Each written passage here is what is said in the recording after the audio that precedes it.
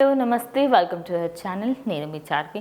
మరి Johnny master ఇష్యూకి సంబంధించి అయితే ఎట్టకేలకు వాళ్ళ భార్య అయితే రీసెంట్గా ఇచ్చిన ఇంటర్వ్యూలో అయితే స్పందించడం జరిగింది. అటు జానీ మాస్టర్ని కావాలనే ఈ ఇష్యూలోకి లాగుతున్నారని, అదేవిధంగా ఆయనని మొన్నటి వరకు రేవ్ పార్టీ ఇష్యూలో ఇప్పుడు ఈ అమ్మాయి ఇష్యూలో తీసుకొచ్చారని, కానీ ఆ అమ్మాయికి ఇన్ని సంవత్సరాలు లేని బాధ ఇప్పుడు ఎందుకు సడన్గా వచ్చింది? నిజంగా ఆయన చేసుంటే అప్పుడే చెప్పాల్సింది. మరి ప్రూఫ్స్ చూపెట్టమనండి. ఎలాంటి ప్రూఫ్స్ లేకుండా ఆమె ఎలా మాట్లాడుతుంది ఏంటి అని.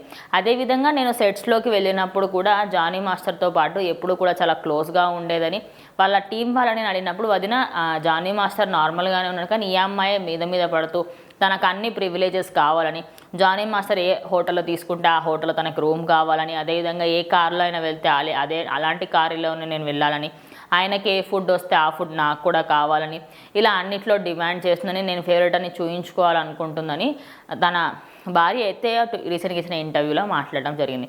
ఇక డీటెయిల్స్లోకి వెళ్తే తనకి సంబంధించి కూడా కొన్ని వ్యాఖ్యలు కూడా చేయడం జరిగింది. తన పొట్టి బట్టలు వేసుకునేదని, అదేవిధంగా తన డ్రెస్సింగ్ కూడా చాలా ఓవర్గా ఉండేదని, తక్కువ బట్టలు వేసుకునేదని, ఎప్పుడు కూడా జానీ మాస్టర్తో దగ్గరకు వచ్చినప్పుడు కూడా చాలా తక్కువ పొట్టి బట్టలు వేసుకొని వచ్చేదని, చూస్తుంటే నాకే ఎలానో అనిపించేదని.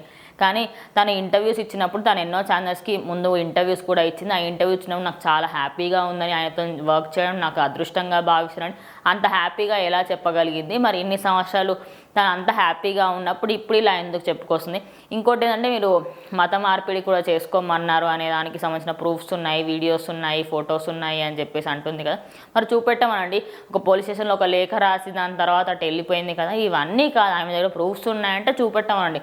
కానీ ఇలా నోటికి ఎంత వస్తే అంత మాట్లాడడం కరెక్ట్ కాదంటూ వాళ్ళ భార్య అయితే చెప్పుకొచ్చింది.